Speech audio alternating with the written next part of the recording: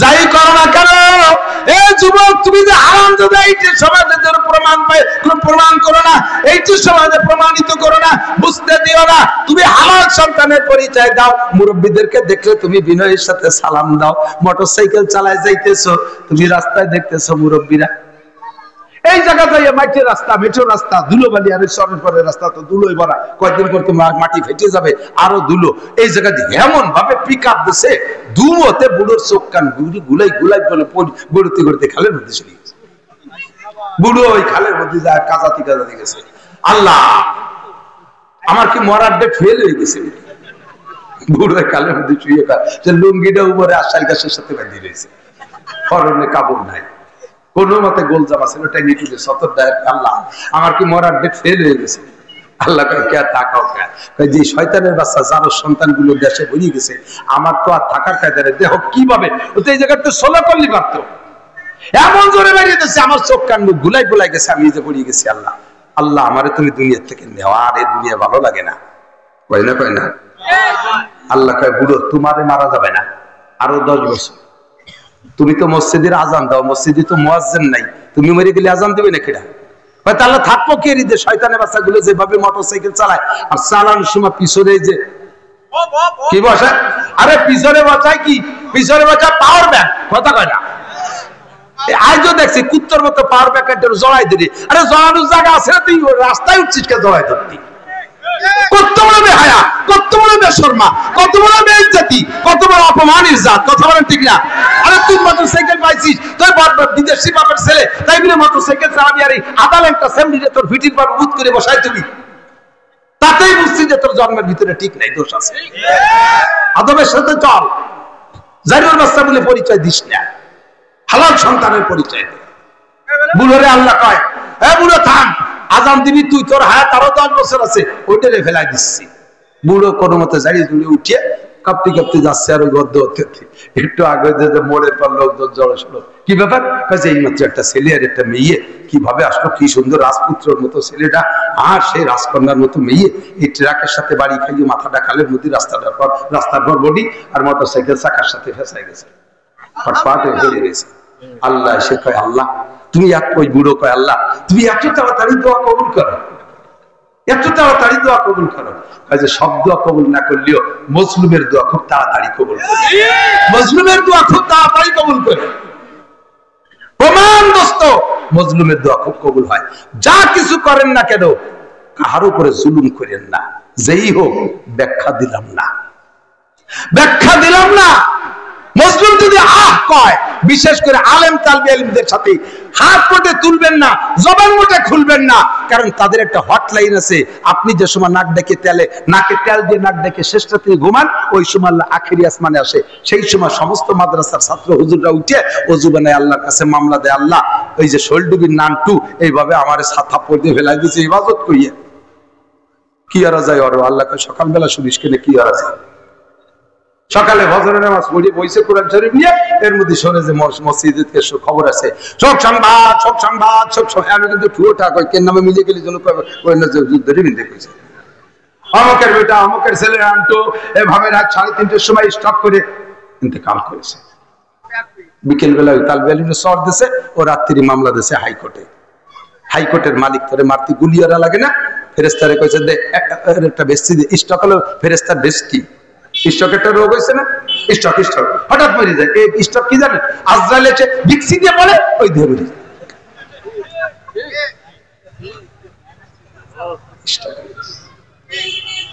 সাবধান, বিয়াদবের গোষ্ঠীকে আল্লাহ ধ্বংস করে দিয়েছে, এখনো পর্যন্ত ধ্বংস করতে চলে আছে। যাই করো না কেন বিয়াদবি করবা না, যাই করো না কেন বিয়াদবি করবা না। একদল ক্ষমতায় একদল দুর্বল, একদল ক্ষমতায় একদল দুর্বল। ও দোস্তের ক্ষমতা যেভাবেই পাও না কেন, দুর্বলদের উপরে জুলুম করে না, লা তাজলিমুনা ওয়া লা তুজলামুন, জুলুম করো না, জুলুমের ভিতরে পড়বা না। মালিক যদি বিচার করে কেউ সাইরা যাইতে পারবা না, ঠিক কি না? এবার নবী পাককে সান্ত্বনা দিয়ে জিবরিল আলাইহিস সালাম নাযিল করেছেন সূরা, সূরার নাম কলম। সূরার নাম কি? এই সূরার নাম কলম কেন? এর কাজ তাসমিয়াতুল কুল বিসমিল জুজিল আযম, বিশেষ একটা অংশের দিকে তাকাইয়া সূরার নামকরণ করায়। আড়াইপাড়া জুড়ে সূরা বাকারা নাম রাখছে বাকারা। বাকারা মানে গাই, এর মধ্যে গাভীর কিসসা আছে, সেই জন্য সূরার নাম বাকারা। আর এই সূরার ভিতরে কলম শব্দ আছে, শুরুতে লেখা নুন ওয়াল কলামি ওয়া ইয়াসতুরুন। নুন একটা অক্ষর পেয়েছে, ভালো করে বুঝে নেন। আপনাদের দেশে তো বহুত বাউল বক্তা আছে, আছে না? জারি, যাত্রা, কলসা, গাজির গান, গুণযাত্রা, বিচার গান, রন বিচার গান, বাউল গান, মাজারি গান, বাজারি গান, কত গান আছে মাশাআল্লাহ। আর যত জৈটু মৈসুকে আড্ডা। তো কোন কোন গ্রামে শুনছি যে এক একজন পীর 2.5 জন করে মুরিদ ভাগে পেয়েছে, এত পীর। আল্লাহ, ও দোস্ত, এই জায়গায় এই সমস্ত বাউলরা কোরআন শরীফের একেবারে এ টু জেড তর্জমা করে। ইন্নাকা হামিদুম মাজিদ।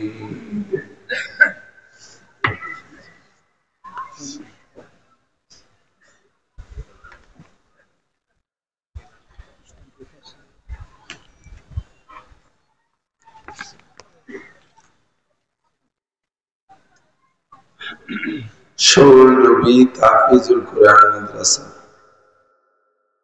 ইসলামিক কিন্ডারগার্টেন ও যুব সমাজের উদ্যোগে আয়োজিত বার্ষিক ওয়াজ মাহফিলের সম্মানিত সভাপতি জনাব হযরতুল আল্লাহ মুফতি মাহমুদ হাসান ফায়েক সাহেব হাফিজাহুল্লাহ, মাদ্রাসার সুযোগ্য সুদক্ষ মোহতামিম সাহেব হুজুর এবং আজকের মাহফিলের প্রধান বক্তা হযরতুল আল্লাহ হযরত মাওলানা মুফতি আব্দুস সবুর সাহেব দামাত বরকাতুহুমুল আলিয়া, মাদ্রাসার আসাতিজায়ে কেরাম, দাওয়াতি উলামায়ে কেরাম, এই অঞ্চলের অনেক অনেক উলামায়ে কেরাম, আইম্মায়ে মাসাজিদ, মাদ্রাসার আজিজ আমতোলাবা, প্রাণপ্রিয় দেশবাসী, রাজনৈতিক বিভিন্ন দলের ছোট বড় নেতা নেতৃবৃন্দ, পর্দার আড়ালে বসে থাকা মা ও বোনেরা, আল্লাহ তাবারক ওয়া তাআলা শাহী দরবারে আমরা একটু প্রাণ খুলে শুকর আদায় করি যে আল্লাহ পাক রব্বুল আলামিন এই বিশাল দুনিয়ার মধ্য থেকে আমাদের ছোট্ট একটু বাংলাদেশ, বিশ্ব মানচিত্রে যে বাংলাদেশের বডি এত ছোট যে বাংলাদেশ লিখতে যে অক্ষর কয়টা লাগে তাও তার মধ্যে আটে না। বাংলা লিখতে লিখতে বেনাপোল বর্ডারে চলে যেতে হয়, দেশ লিখতে হয় কলকাতা যায়। যতই ছোট হোক আল্লাহ তাআলা আমাদের জন্য এটাকে স্বাধীন করে দিয়েছেন। বারবার স্বাধীন হচ্ছে, দোয়া করে আর যেন অত গণ স্বাধীন আমাদেরকে না করে। তো এই স্বাধীনতার স্বাদ আমরা বিভিন্ন ভাবে উপভোগ করি, বিশেষ করে ধর্মীয় দিক থেকে মসজিদ করি, যেখানে সেখানে মনে চাইলেই নিজস্ব জায়গা, ঈদগাহ করতে কোনো বাধা নাই, মাহফিল করতে বাধা নাই, তাফসীর করতে বাধা নাই, ইজতেমা করতে বাধা নাই, তাবলীগ করতে বাধা নাই, বয়ান বক্তৃতায় বাধা নাই, ফরজ ওয়াজিব সুন্নতের আমল করতে বাধা নাই, দাড়ি রাখতে বাধা নাই, টুপি পরতে বাধা নাই, জুব্বা পরতে বাধা নাই। এত সুযোগ সুবিধা ধর্মীয় দিক থেকে আমরা পেয়েছি স্বাধীনতার বদৌলতে। আল্লাহ তাআলা আমাদের এই স্বাধীনতা কিয়ামত পর্যন্ত অক্ষুণ্ণ রাখুন। সেই স্বাধীনতার একটা অংশ হিসেবে আমাদের এই শৌলবী মাদ্রাসা এবং মাদ্রাসার পক্ষ থেকে আয়োজিত আজকের মাহফিল, এই অঞ্চলের হাজারো লাখো মানুষের মধ্য থেকে আল্লাহ তাআলা বাছাই ছিটাই করে ভালোবেসে এই জান্নাতের ময়দানে কিছুক্ষণ অবস্থান করার মতো যোগ্য মনে করে আমাদেরকেই ডেকে নিয়ে আসছেন। যারা অযোগ্য, এখানে আসার বসার যোগ্য না, আল্লাহ তাআলা তাদেরকে কোনোভাবে আসতে দেয়নি, আমাদেরকে পছন্দ করে ডেকে নিয়ে আসছেন। এজন্য আরেকবার শুকর আদায় করি আলহামদুলিল্লাহ। আল্লাহ মান ইয়াহদিল্লাহু ফাহুয়াল মুহতাদ, সূরা কাহফের আয়াত। আল্লাহ তাআলা যাকে হিদায়াত দেন, হিদায়াত সেই পায়। ইন্নাকা লা তাহদি মান আহবাবতা, আমি আপনি তো দূরের কথা, বিশ্বনবী মুহাম্মদুর রাসূলুল্লাহ সাল্লাল্লাহু আলাইহি ওয়াসাল্লামকেই আল্লাহ তাআলা একেবারে সরাসরি মুখাতাব করে সম্বোধন করে বলতেছেন, হুজুরকেই বলতেছেন, কথাটা একেবারে খাস টার্গেট। ইন্নাকা লা তাহদি মান আহবাবতা, আপনি যাকে পছন্দ করেন যে এই লোকটা হিদায়াত পাইলে ভালো হতো, এই লোকটা হিদায়াত পাক, এই বলে আপনি যারা পছন্দ করেন তাকে আপনি হিদায়াত দিতে পারেন না। হেদায়েতের চাবিকাঠি আপনার হাতে না, হেদায়েতের মূল চাবিকাঠি কার হাতে? হেদায়েতের দুইটা তরজমা। আমার ওই ফ্যানের বাতাসে কালকে একবার এই গলা বসা ফেলেছে, গামিয়ে যাবো তবু বাতাস খেতে পারি আরেক জ্বালা। বর্তমান আবহাওয়া তো এয়ার কন্ডিশন, কাজেই থাক। হিদায়াতের দুইটা মানে, সকলে আসছি আমরা হিদায়াতের মহতাজ। কথা বলেন, যেই মহতাজ পর্যন্ত, মহতাজ মানে ঠেকা, এটা হিদায়াতের কাছে ঠেকা। আমরা হিদায়াত চাই, চান তো চান?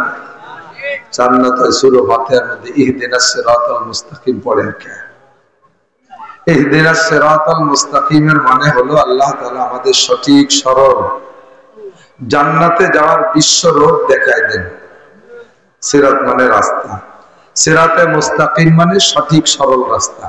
সঠিক সরল রাস্তা মানে যে রাস্তায় উঠলে রাস্তা বাছাই করে মোটরসাইকেল চালানো লাগে না, চোখ কান বুঝে খালি উপর দিক তাকায় আর পিকআপ মোড়ালি চলে।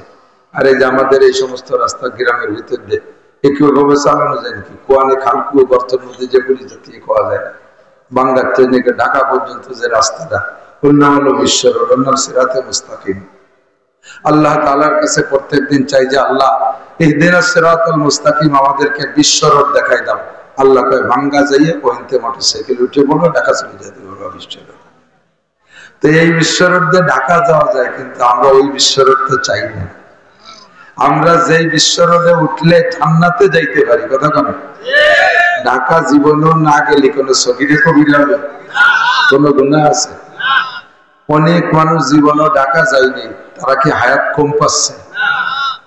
বরঞ্চ তারা আরো বাড়ি থেকে লম্বা লম্বা হায়াত পাচ্ছে, মরেও না, বাঁচেও না, পুজোও না, বাইটেও না, রয়েছে বলে 100-150 বছর বয়স হয়ে যাচ্ছে, কোনোদিন ঢাকা যায়নি, ঠিক না?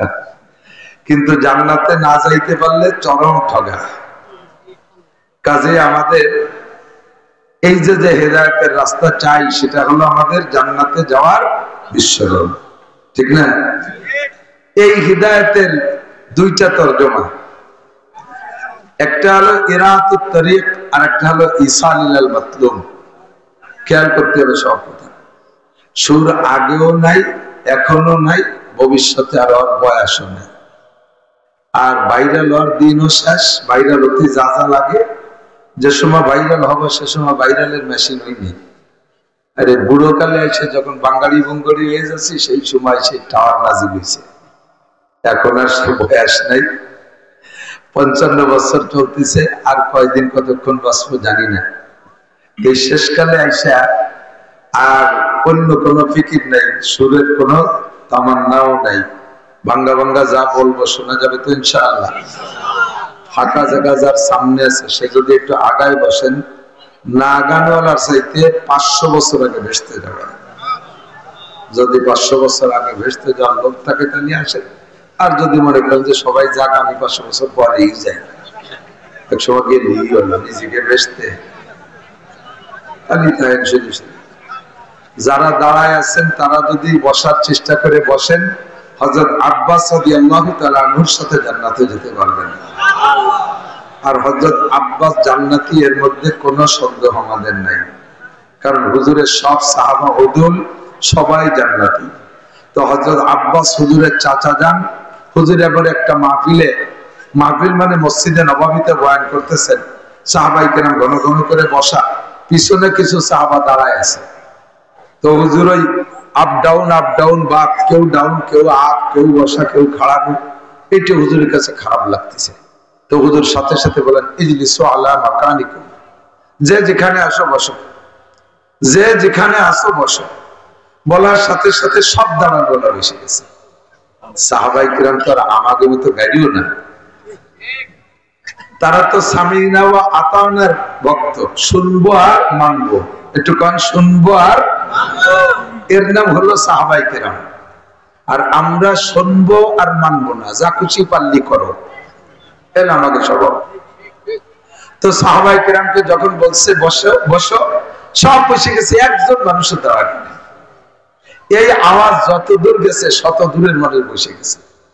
বয়ান শেষ করে হুজুর মসজিদের বাইরে আসে, দেখে মসজিদের বাইরে বেশ খানিক বাইরে, প্রায় 10-20 হাত বাইরে একটা লোক, ওই দেশে তো লাল রুমাল মাথায় দেয়, এই লাল রুমাল মুড়ি দিয়ে এরকম বসে গেছে। হুজুর এসে কাছে সালাম দিয়ে, আসসালামু আলাইকুম মানান তাইয়া সাহেব। সালাম দেখার মুরব্বী, আপনি কে? তো মুরব্বী সালামের উত্তর দিয়ে মাথাতে রুমাল ছড়াই কয়, ওয়া আলাইকুস সালাম ইয়া রাসূলুল্লাহ, আনা আম্মুক আব্বাস। হে রাসূল, আমি আপনার চাচা আব্বাস বসে আছি। হুজুর বললেন, তো এখানে বসে রয়েছেন? আমি তো এতক্ষণ মসজিদে বয়ান করছি, একটু ভিতরে তো শুনবেন না, বাইরে বসে রয়েছেন। তো বাবা, তোমার বয়ানের খবর শুনছি বাসার থেকে, এই বয়ান শোনার জন্য বাসার থেকে বেরোয় আসছি। তো আস্তে আস্তে এই পর্যন্ত যখন আসছি, এখানে আসলে হেঁটেই তো আসতেছি, তখন তোমার একটা বয়ান আমার কানে চলে আসলো। তুমি মেম্বার থেকে বলছো যে যেখানে আসো সে সেখানে বসো, আর তোমার বয়ান শুনি তো মানার জন্য। তো ওই বয়ানটা কানে যখন আসছে, তখন আমি বললাম, আব্বাস, ও আব্বাস, তোমার রাসূল তোমাকে যেখানে আছো ওখানে বসতে বলছে, কাজেই তুমি আর এক কদম বলবা না।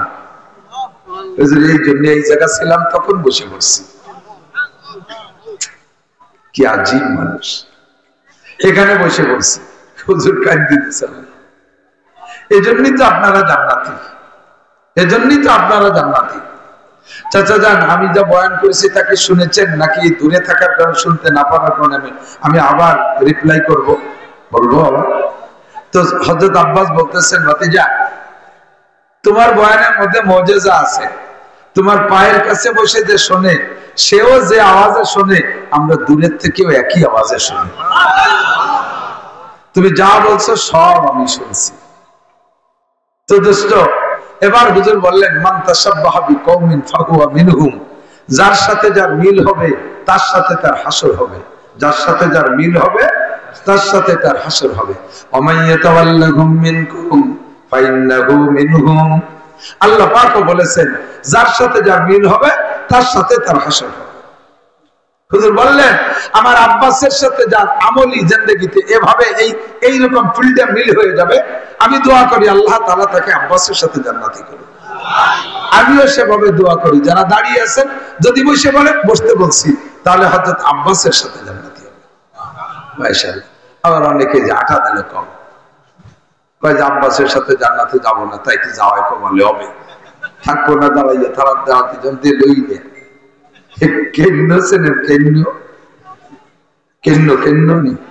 এই যে রেলগাড়ির মতো অনেক পাও, ছোট ছোট পাও, লাল লাল পোকা হাঁটে, লম্বা কেড়া, ও তো ওর নিজ গতিতে হাঁটে। পরে যদি অত আস্তে হাঁটে, ওটা ঠেলা দেন, একটু তাড়াতাড়ি হাঁটে, তাহলে কি ঘুরে গোলে কাইতে শুয়েতে কাটবো না পানি ঠেয়া। কেড়া মিজাজের যারা আছে তারা চলে যাবে, যে অবস্থা আছে ওই অবস্থা দাঁড়াইতে হবে। তবু একটু শুনুক নাকি। হেদায়েতের দুই মানে, হেদায়েতের কয় মানে? দুই অর্থ।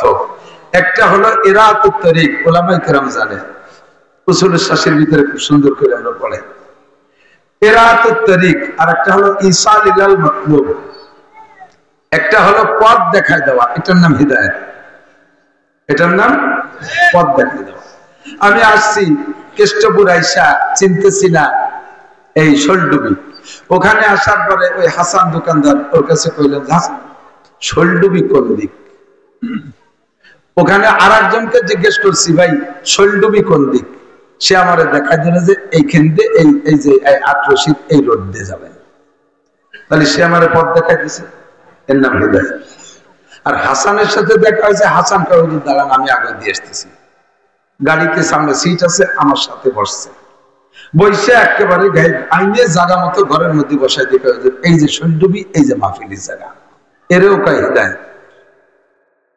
একে বলে ইসাইলাল মাতলুব, উদ্দেশ্য স্থানে পৌঁছাই দেওয়া, উদ্দেশিত স্থানে পৌঁছাই দেওয়া। তো রাস্তা দেখানোর হিদায়াত, রাস্তা দেখানোর হিদায়াত, এইটা সেই হিদায়াত দেনেওয়ালা আমিও, ফায়েক ভাই জানো, তারপরে এটা আব্দুস সবুর সাহেব, বাংলাদেশের সব বক্তা, সমস্ত উলামায়ে কিরাম, সমস্ত নবী রাসূল, এই সব মানুষ একে অপরের জন্য হিদায়াতের রাস্তা অর্থাৎ জান্নাতের রাস্তা দেখানোর জন্য যে হাতি, যে হিদায়াত দেনেওয়ালা, এটা আমরা সকলের জন্য। আব্বা ছেলের জন্য হিদায়াত দেনেওয়ালা, ছেলেকে আব্বাই বললো বাবা হাজা সাবিলুল হিদায়া, হাজা সাবিলুল জান্নাহ, এটি কিন্তু জান্নাতের রাস্তা, তুমি এদিক দিয়ে যাও জান্নাতে যেতে পারবে। হাজা সাবিলুল জাহিম, এটা জাহান্নামের রাস্তা, এদিক যেও না, নিষেধ করে দেয়। এটা হিদায়াত দেওয়া। তো এই হিদায়াত সবাই দিতে পারে, কিন্তু দেখাই দেওয়ার পরে, পথ দেখাই দেওয়ার পরে এই যে এদিক দিয়ে যান, এই হিদায়াত সবাই দিতে পারে। তো পথ দেখাই দেওয়ার পরে শাখা রাস্তা বাজে গেছে 4-5টা, ওই জায়গায় রাতে একটার সময় কেউ নাই, সে সময় কেটা কোন দিক যাবে? এই যাত্রাবাড়ি মাদ্রাসা নেই বসে, যাত্রাবাড়ি মাদ্রাসায় মনে হয় অনেক আগে আসছি, মোটরসাইকেলে চলতাম, মজিবার দারোগা আমার ড্রাইভার ছিল, ওনার গাড়িতে চলতাম। তো ওই মাদ্রাসার মাহফিল করে আজ পর্যন্ত ওনাকে আমি কইনি। ওই রাত্রে কুয়াশা, তো কুয়াশার ঠেলায় কিছু দেখা যাচ্ছে না। রাত্রে মাহফিল করে রাত্রে রয়ে গেছি, সকালবেলা মোটরসাইকেল নিয়ে বেরোইছি, যাবো কেষ্টপুর বাজারে যাইও, কিন্তু ঢুকে ওই বাসতিয়া তালমা যাই উঠবো, বাড়ি যাবো।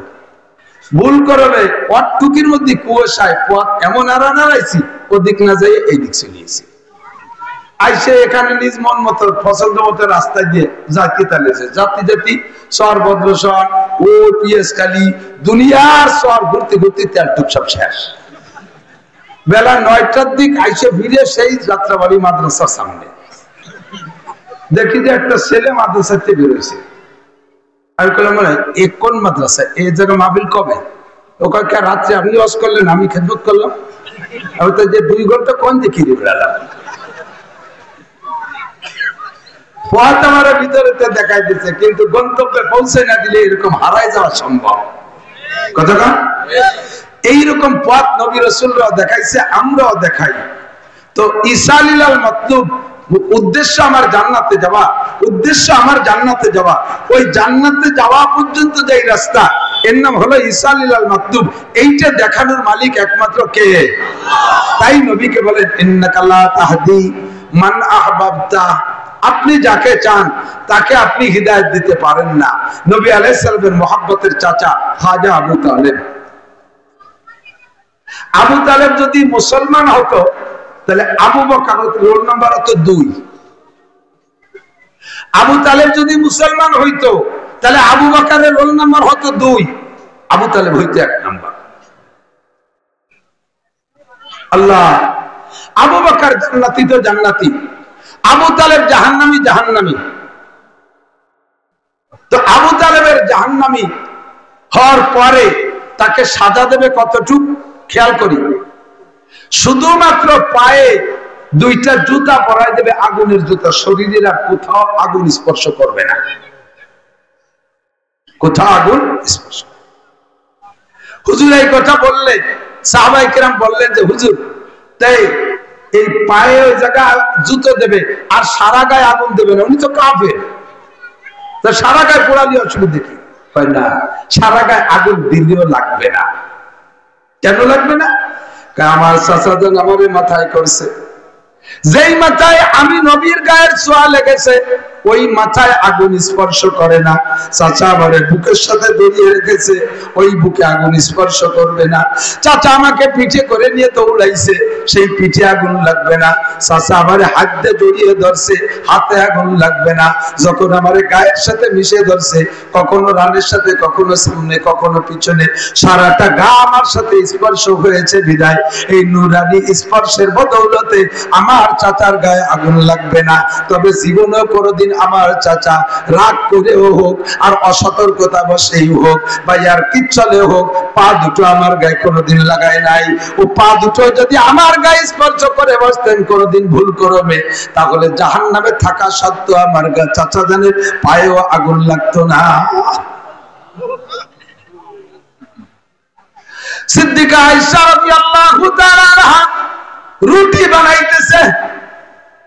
হে আমার দেশের মুসলমান ভাইরা, একটু কান লাগাইয়া শোনো, বিশ্বাস না হয় ফাসাউফা তারা ইদান কাশাফাল গুবারু আফারাসুন তাহতা রিজলিকা আমহামারু। দুনিয়ায় থাকতে বুঝছো না রে দুদু, মরার পরে তুমি ভালো করে বুঝবা। মর্দ মারা সর্বা সরদার খাবেদা, মর্দ মারা সর্বা সরদার খাবেদা, গাছতে বেদারা কেউ রক্ত আজজাহা। দুনিয়ায় যতক্ষণ আছো ঘুমিয়ে আছো, চক্ষু বন্ধ করে কবরে গেলে তোমার ঘুম ভাঙবে। ঘুমন্ত মানুষ যেমন কিছুই দেখে না, তুমিও দুনিয়ায় থাইকা কিছুই দেখছো না। সজাগ হইলে যেমন সব দেখা যায়, কবরে যাওয়ার পরে তুমি সজাগ হইবা, সেদিন তুমি সব দেখবা। মুনকার নাকির দেখবা, কিরামান কাতিবিন দেখবা, জান্নাতও দেখবা, জাহান্নামও দেখবা, বিশ্ব নবীর ছবিও তুমি কবরে যাওয়ার পরে দেখবা। ফাসাউফা তারা ইদান কাশাফাল গুবারু আফারাসুন তাহতা রিজলিকা আমহামারু। বেলা উঠার পরে বোঝা যাবে কে কিসের উপরে বসা। কতক্ষণ? দুই দোস্ত ঘরে শোয়া, গোয়াল ঘরে একটা ঘোড়া আর একটা গাধা বাঁধা। গোয়াল ঘরে একটা ঘোড়া আর একটা গাধা। তো ঘোড়ার মর্যাদা সব দিন বেশি, গাধাও যানবাহন, ওর মর্যাদা কম। দেখতে দুটোরে একই রকম। ঘোড়ারও যে ফিগার কোয়ালিটি, চেহারা সবকিছু, ঘোড়া গাধারও এরকম। তা ঘোড়া একটু বলিষ্ঠ, একটু লম্বা হয়, আর গাধা একটু ব্যাটি হয়। তো এই দুইটাই আরোহণ করে মানুষ। যেমন আমাদের দেশে 6 লাখ টাকা দামের মোটরসাইকেল আছে, আবার 40,000 টাকা দামের হিরো মোটরসাইকেল আছে। আরো যদি তার বয়স 60 বছর আগে দেওয়ায়, তাহলে ওর তো আর কিছু নেই, ওর পর কোনো ভালো মানুষ উঠে বসতে চায়। তো তবুও প্রয়োজনে ভাঙ্গা ভঙ্গ হইলে মোটরসাইকেল ভ্যার করে চলবে, তাতে যাওয়া যায়। তো গাধা ওই ক্লাসের, গাধা ওই ভ্যার বেরোরে। গাধার পিঠে যত বোঝা বেশি দিয়ে হয়, তত ও খুশি হয়, পেটটা মাটির সাথে মিশে দেবে, কুটি কুটি দৌড় দেবে, পিছন দিয়ে ভ্যার বেরোরে বাইসাইকেল তালে একেবারে হিরো সাইকেলের মতো ভ্যার বেরোতে। ঘোড়া আর গাধা দুইজনে দুটির পর যাবে, গোল করে বান্ধা শুয়ে রয়েছে। রাত 2-3টের দিক বেরোইয়া রওনা দেবে। অন্ধকার রাত, দুইজন উঠিয়া টাইম মতো উঠে গোয়াল করে গেছে। গোয়ালিতে লাইট ফাইট নেই, যাইয়া মুখস্থ গোড়া গাধা দুটো সেম সেম অন্ধকারে দুইজনে দুটের পর বইছে।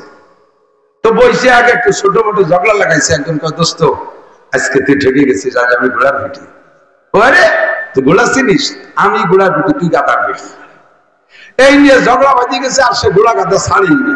ফাঁসের তো এক মুরব্বী শুনে, বাবা কোন জায়গা যাবা সেই জায়গা যাও, আর 1 ঘন্টা পরে বেলা উঠবে না, শেষে দেখবানি কি ডাকে শিখবা। কথাটা 1 ঘন্টা পর বেলা উঠবে, তখন বুঝবা যে কে কিসের পর ব্যবসা। অন্ধকারে ঝগড়া করে লাভ নাই, যে জায়গা যাবা যাও। ফাসাউফা তারা ইযান কাশাফাল গুবারু আফারাসুন তাহতা রিজলিকা আমহামারু। অন্ধকার কেটে গেলে প্রমাণ হবে তুমি ঘোড়ার পিঠে বসা না গাধার পিঠে বসা। চক্ষু বন্ধ করে কবরে যাবা, অন্ধকার কেটে যাবে। এই হিন্দু ভাইরা, তখন বুঝবা তুমি দুনিয়ায় ঘোড়ার পিঠে বসা না গাধার পিঠে বসা। খ্রিস্টান তখন বুঝবি, ইহুদিরা তখন বুঝবি, নাসারারা তখন বুঝবি, বুদ্ধরা তখন বুঝবি, মুসলমানও তখন বুঝবো। মুসলমানদের ভিতরেও দ্বিধাদ্বন্দ্বের মধ্যে যারা আছেন, সবার অন্ধকার কেটে যাবে কবরে গেলে। সেই দিন বোঝা যাবে দুনিয়ায় আপনি কি ঘোড়ার পিঠে বসা না গাধার পিঠে বসা। আমার নবী, বিশ্ব নবী মুহাম্মদুর রাসূলুল্লাহর চরিত্রের সামনে জগতে আর কোন চরিত্র আছে? আমার নবীর সম্মানের চাইতে সম্মানী আর কেউ? বিশ্বাস করো না করো, ময়দানে মাহশর যে প্রমাণ হবে, তুরাবুস সওয়াবে কিন্দার রিহা। घोड़ दौड़ के बाद पहचाना जाएगा किसका घोड़ किसका घोड़ा तेज है। देख घोड़ा বলেন দাবড়ের ঘোড়া, দাবড়ের ঘোড়া কেন হয়েছে? ঘোড়াতে প্রতিযোগিতা করে। নিজের মাঠে ঘাস খাওয়ান, বিকেল বেলা ছেলে একটা উঠাইতে দৌড়া, ধুম সাদো, একে দৌড়ি 1 কিলোমিটার। পতাকা টানা দিয়েছেন, বিশ্ব সেরা ঘোড়া আমার। এইগুলি আপনি গর্ব করে যাচ্ছেন। আপনার ঘোড়াটা কত তেজি প্রমাণ তো হবে যদি মাঠে যাই আরো 10টা ঘোড়ারে পিছে ফেলাই দিয়ে আগে যাইতে পারে, ঠিক না? তোমার ধর্ম ভালো, তোমার ধর্ম ভালো, তোমার ধর্ম শ্রেষ্ঠ, তোমার ধর্ম সনাতন, তোমার ধর্ম একেবারে আসমানি কিতাব দিয়ে। আরে প্রমাণ হবে, ময়দানে মাহশরে দৌড় হবে, হাসরের মাঠে দৌড় হবে, সেই দিন কোন ঘোড়া আগে যায় সেদিন হবে প্রমাণ। কতক্ষণ ঠিক 100% বিশ্বাস করেন একমাত্র ঘোড়া বিশ্বনবী মুহাম্মদুর রাসূলুল্লাহ ঘোড়া, এইটাই সবচেয়ে আগে চলে যায়। আমার নবী আলাইহিস সালাতু ওয়াস সালাম ঘরে হযরত আয়েশা সিদ্দিকা রাদিয়াল্লাহু তাআলা স্ত্রী, এই আমার দিক থেকে আজকে হলো আমি মনে মনে নিয়ত করছি যদি আল্লাহ দেয় সেইভাবেই হবে। ফতোয়ার কিতাবে আলাদা আলাদা বাব বাব শিরোনাম দিয়ে দিয়ে বসলাম, কিতাবুত তাহারা, কিতাবুস সালাত, কিতাবুজ যাকাত, কিতাবুল জানায়েজ, পবিত্রতার বিবরণ। এই কিতাবের ভিতরে পবিত্রতা লেখা হবে, এরপরে নামাজের বর্ণনা, এরপরে রোজার বর্ণনা, এরপরে যাকাতের বর্ণনা। এইভাবে লিখতে লিখতে লিখতে লিখতে সব শিরোনাম দিয়ে দিয়ে লেখার পরে শেষে 50, 60, 100, 200 পৃষ্ঠা রাখে, ওর নাম রাখে আল হাজ বাবুল হাজরে ওয়াল ইবাহা। কোন এক এক কিতাবের এক এক নিয়ম। তাহসানুল ফতোয়ার ভিতরে লেখে বাবুল হাজরে ওয়াল ইবাহা। এর ভিতরে কোন নির্দিষ্ট কোন শিরোনাম দিয়ে লেখা না, যে এলোমেলো মাসলা যেটা আসে সেইটাই লেখছে, যেটা মাথায় আসছে সেইটাই লেখছে। তাতে দেখা গেল যে এই মাত্র ওযুর মাসলা, সাথেই নামাজের ডানা লেখে হজের একটা লিখে ফেলাইছে, হজের এক প্রশ্ন লিখতে লিখতে একটু পরে যাই আবার বিয়ে শাদী কথা একটা লিখে ফেলাইছে। এলো ফাতাড়ি মসলা।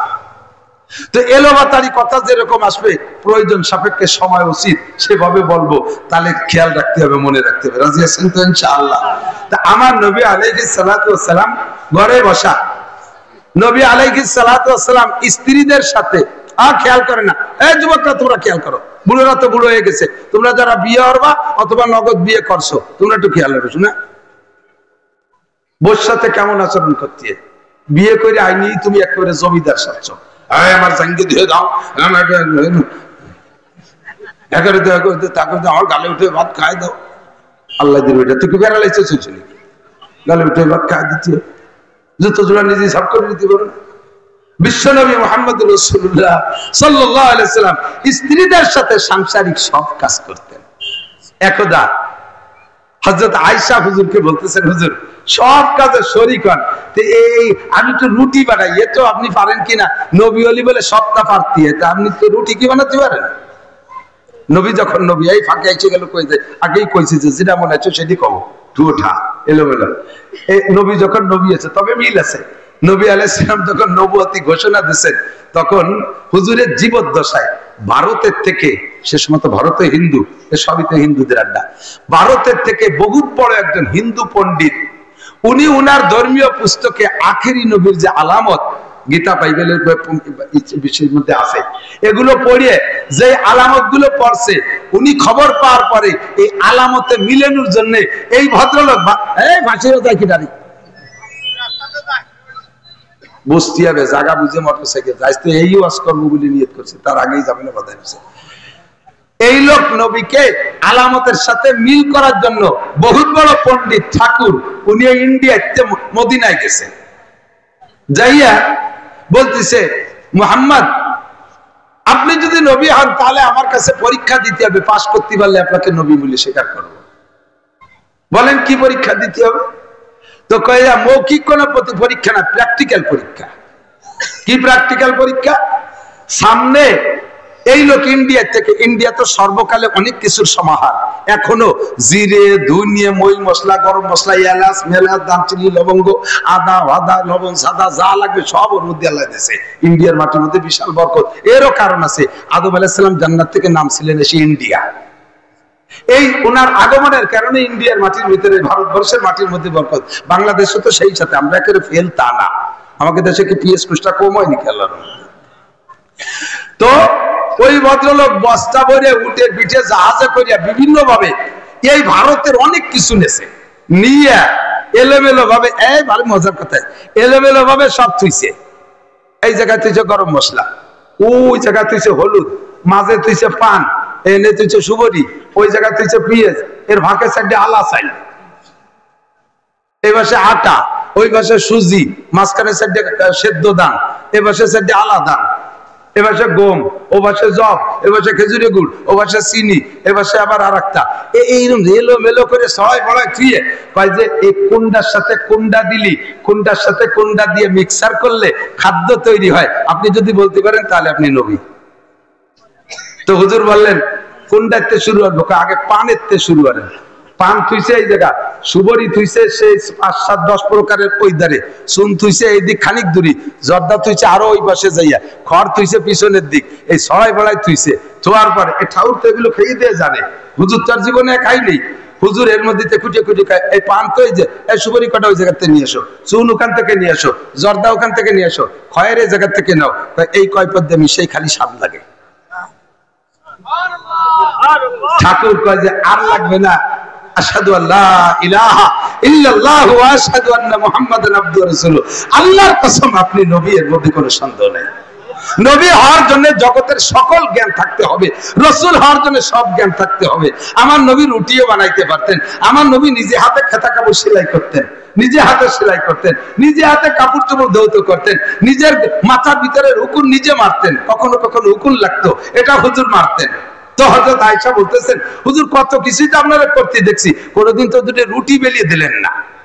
তো হুজুর কয় না আয়েশা আমার এদের রুটি বেলাইও না, তাহলে ও রুটি তুমি খাতে পারবা না। কয় কে হুজুর? কয় কে যে দরকার নেই, কয় না তাহলে আজকে দেখি একটা রুটি বানাই দেন। হুজুর হাতে করে এভাবে বলই দুলই একটা রুটি বড় করে দিয়েছে আয়েশারে, দিয়ে দেওয়ার পর তুমি শেখো। হুজুর বানাই দিয়েছে আর আয়েশা শিখতে গেছে। তো ওই রুটি আয়েশা যখন তাই দিয়েছে, ঘন্টা ধরে জাল দিয়ে যাচ্ছে, সে রুটির কাঁচা ভাবি সে পরিবর্তন হয়, হীরা উল্টো ওই পাশে দেয় যে এবার সেইরকমই রয়েছে। হুজুর কয় আয়েশা বছরের পর বছর ধরে যদি জাল দাও এই রুটিতে আগুনের হিট লাগবে না, কারণ ওই রুটির গায়ে বিশ্বনবী মুহাম্মদুর রাসূলুল্লাহ সাল্লাল্লাহু আলাইহি সাল্লামের ছোঁয়া লাগছে। জোরে কথা সুবহানাল্লাহ। তো রুটিতে যদি ছোঁয়া লাগে, খাজা আবু তালেবের গায়ে ছোঁয়া লাগছে, সেই আবু তালেবের গায়ে কি আগুন লাগে? রুটিতে যদি না লাগে তাহলে আবু তালেবের গায়েও লাগে না। নবী আলাইহিস সালাতু ওয়াস সালাম নবুয়তি দাবি করছে, আবু তালেব নবীকে নবী বলে মেনে নেন নাই, স্বীকার করে নাই, এদিক মানছে কিন্তু স্বীকার করে নাই। দুটি কথা কিন্তু বুঝতে হবে, বিশ্বাস করছে স্বীকার করে নাই, স্বীকৃতি দেয় নাই।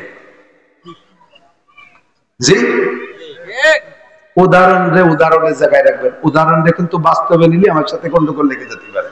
সে কয় যে হুজুর আর এক কথাও কবেন না, বাদ দেন রাজনীতি। রাজনীতি না, গত নির্বাচনের মাননীয় প্রধানমন্ত্রী যেভাবে নির্বাচনে নির্বাচিত হয়েছেন, প্রধানমন্ত্রী তো হয়েছে, বিরোধী দল যারা ছিল তারা কেউ কেউ নির্বাচনে পছন্দ করছে, মানিয়ে এনেছে। মাইনে যে নেই এই মাইনে না নিলি মাইনে নেই অন্তরে বিশ্বাস করে নাই, কিন্তু জাগা মতো তো আবার কাজে লাগানো লাগছে। রাষ্ট্রীয় কোন ব্যাপারে যদি প্রধানমন্ত্রী সই লাগে, সে সময় কি খালেদা জিয়ার কাছে সই আনলি কাজ হয়েছে? সেই হাসিনার কাছেই তো আশা লাগছে।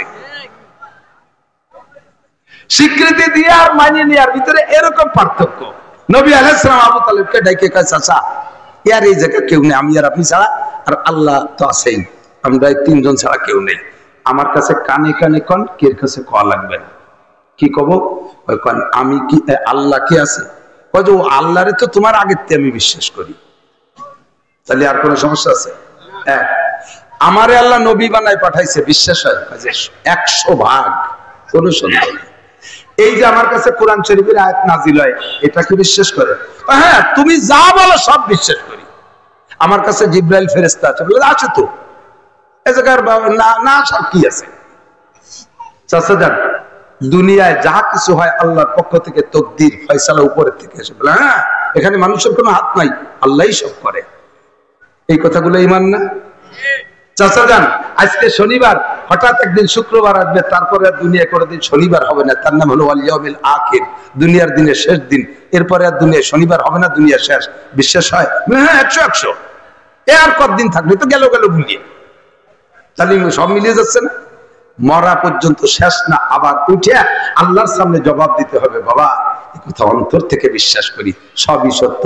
তাহলে চাচা যান, এই যা যা বিশ্বাস করেন এগুলো অন্তরে আছে, এবার একটু স্বীকৃতি দেন, বলেন আমানতু বিল্লাহি ওয়া মালাইকাতিহি ওয়া কুতুবিহি ওয়া রুসুলিহি ওয়াল ইয়াউমিল আখির والقدر خيره وشره من الله تعالى والبعث بعد الموت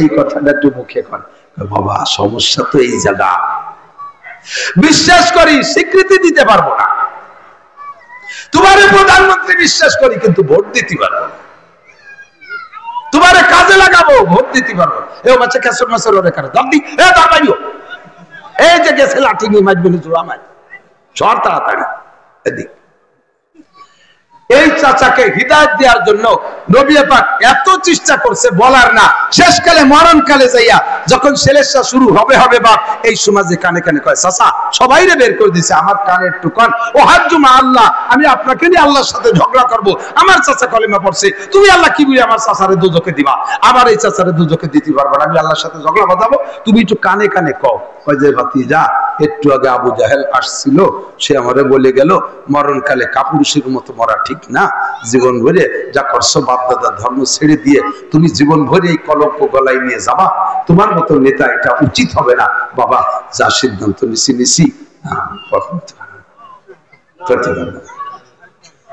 নবী পাক কথায় কান্দে দিছে আল্লাহ কেমন হলো চাচা আমারে ঘাড়ে কোলে কাহে করছে এই চাচা আমার নবুয়তিকে পাহারা দেওয়ার জন্য এই মক্কার কাফের কুরাইশদের নির্যাতনে বাড়ি টিকতে পারে নাই আমাকে নিয়ে ওই পাহাড়ের গুহার ভিতরে ওই চার বছর পাহাড় মাঝখানে নিচু জায়গা নবীকে সেই জায়গা বন্দী করে রাখছে সেই জায়গা হুজুরকে বন্দী করে রাখছে যেমন এই যে ইসরায়েলিরা গাজার 23 লক্ষ মুসলমানকে চতুর্দিক দিয়ে দেওয়াল করিয়া তার ভিতরে উন্মুক্ত কারাগার হিসেবে আটকায় রাখছে 70টা বছর তারা সেখানে থাকতে পারছে না এই নির্যাতন সহ্য করতেছে তারা সেখানে থেকে খাজা আবু তালেব নবীকে নিয়ে কাফেরদের নির্যাতনে নবীকে বললে পারতো বাবা তোমার চিন্তা তুমি করো আমি আর তোমার নিয়ে বাড়ি উঠতেছি না হুজুরকে খেদাই দিলে তাহাই দিলে দিতে পারতেন তা না দিয়ে সাথে করে নিয়ে সেই পাহাড়ের ভিতরে লুকায় রয়েছে 2 বছর অথবা 3 বছর যার কারণে সেই জায়গাটার নাম আছে শিয়াবে আবি তালেব শিয়াবে আবি তালেব এই জায়গার নামকরণ হয়ে গেছে সেইভাবে এত মহব্বত করেছে যে সময় আবু বকর এই খেদমত করতে পারে নাই আবু তালেব সেটা করেছে কাজেই বলছি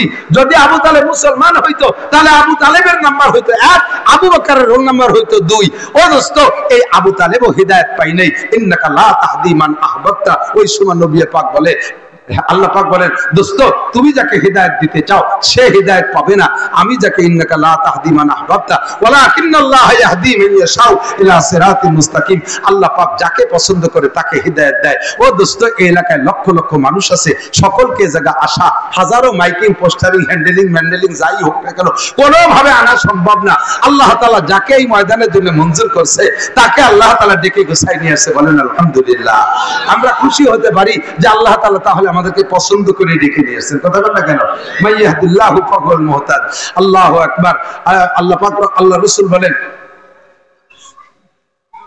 মাইয়ুরিদিল্লাহু বিহি খায়রান ইফাক আমার বাবুন্দা পর্দার আড়ালে কান লাগায় শুনবেন মহিলারা ওয়াজ শুনতে আসে দূর দূর থেকে এসে বসে আসার সময় ছোট একটা বন্দুক সাথে নিয়ে আসে এই আইছে কেসর মেসর কেরুত কুরুত করতে তালে থাকে এটা আগে দেয় উড়া মুতে দেয় উড়া কান্দি দেয় উড়া কান্দি দেয় এই আওয়াজ বা করতে করতে যাই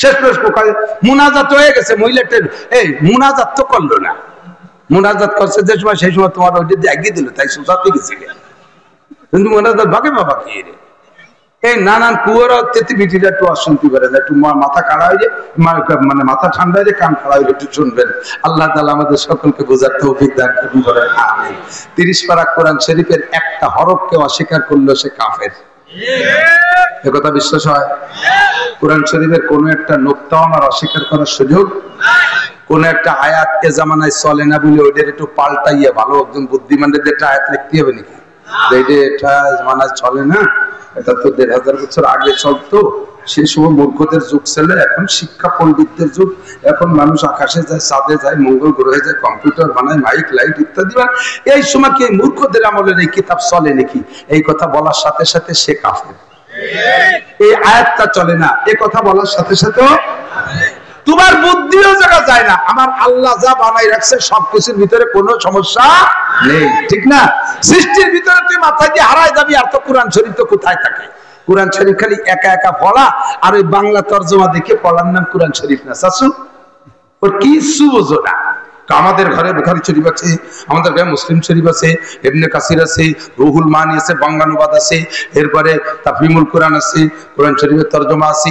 আমি কতবার খতম দিছি, ইনশাআল্লাহ তুমি গুলা ডিমও বোঝো না একা একা, ও বোঝা যায় না। কোরআন শরীফ এই খেয়াল করে, কোরআন শরীফকে একা একা কিছু বোঝা যায় না। জীবন ভরে পড়ছেন আর খতম দিয়েছেন আলেম ওলামা ছাড়া। বাকিদের কাছে আমি জিজ্ঞাসা করি, বলেন তো আয়াতের তরজমা কি বলবেন? আপনি কি বলবেন? কোরআন শরীফের আয়াত ওয়া হামলুহু ওয়া ফিসালুহু 30 শাহরা আছে না নাই? উসুলুস শাসি নুরুল আনোয়ারে এটা আমরা খুব করে পড়াই বেশ কয়েকদিন পর্যন্ত। খুব বুঝবেন শিক্ষিত জনতা আপনারা, শ্রোতার কোয়ালিটি ভালো, কুসো কাছা কম আছে। অনেক জায়গায় সাইজ দিয়ে খুদ্দে মিশন উঠায় পুলাভানো জালে মোটে ওয়াজি করা যায় না। আজকে একেবারে সাইজ সব কল করিয়ে চাই, একটা কোনা বাংলা না সবাইকে।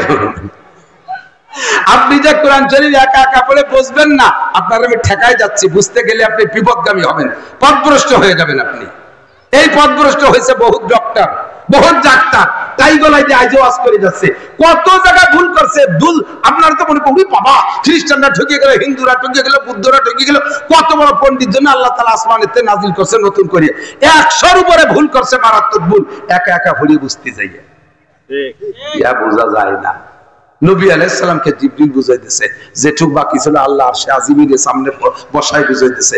সাহাবায়ে কেরাম নবী পাকের কাছ থেকে বুঝছে, তাবেঈনরা নবীদের সাহাবাদের থেকে বুঝছে, তাবেঈনরা তাবেঈনদের থেকে বুঝছে, আবু হানিফা শাফিঈ ইমাম মালিক এনারা তাদের আগে থেকে বুঝছে। সামনের পর বসে বুঝতে হবে। আপনি বুঝে দেন আমাকে কোরআন শরীফের আয়াত ওয়া হামলুহু ওয়া ফিসালুহু 30। এই ওয়াজের দিকে যাব, এই কথাটা বলেই চলে যাব, ভাই নাই। ওয়া হামলুহু ওয়া ফিসালুহু 30 শাহরা, কোরআন শরীফের আয়াত খেয়াল করতেছেন না? এদিক খুব ক্রিটিক্যাল বিদায় আমি বারবার তাই নিতে কথা বলতেছি। ও হামলুহু গর্ভ ধারণ করা, বাংলা বোঝা গেছে? হামলুহু মানে গর্ভ ধারণ করা, ও ফিসালুহু এবং ওই বাচ্চাকে দুধ থেকে বিচ্ছিন্ন করে দেওয়া। দুইটা কথা পর পর। ও হামলুহু ওই বাচ্চাকে গর্ভ ধারণ করা, ও ফিসালুহু এবং ওই বাচ্চাকে মায়ের থেকে দুধ খাওয়া থেকে বিচ্ছিন্ন করে দেওয়ার, দুধ পাবে না। দুটো কথা বলি, আল্লাহ তাআলা একসাথে টাইম বলছেন সালাসুনা শাহরা, 30 মাস। কয় মাস? আমার থেকে বা কোন উলামায়ে কেরামের কাছ থেকে যদি ক্লাসে এভাবে পড়ে শুনি 10 গজের মাঠে না শুনে থাকেন, তাহলে আপনি সিদ্ধান্ত দিতে নিজ থেকে বুঝে দিতে গেলে 2-3 রকম হয়ে যাবে।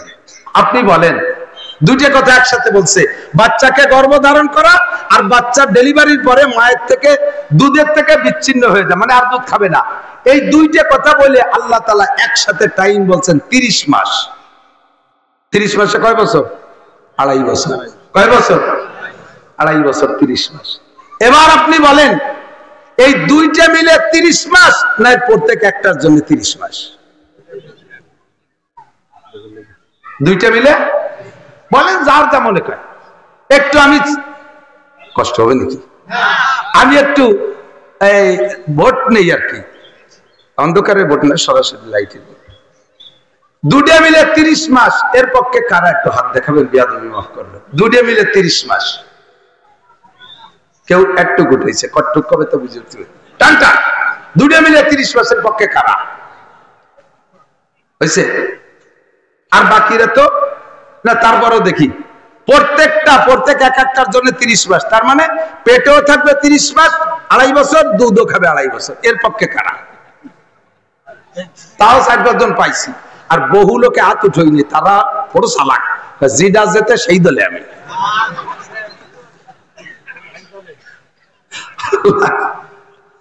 এই ফাঁকে আমারে বাসা। এই শোনো, এবার বোঝেন, পরিষ্কার তরজমা বলে দিলাম কোরআন শরীফের আয়াত। আল্লাহর কসম যদি তরজমার ভিতরে আমি ভুল বলি, উলামায়ে কেরামের অনুমতি আমার জুতো দিয়ে বলে নামাই দেবে। আর এত বড় জুরআত আর বাহাদুরি নাই যে কোরআন শরীফের আয়াতের মধ্যে আমি ভুল বলবো। তা আমি কি বলছি?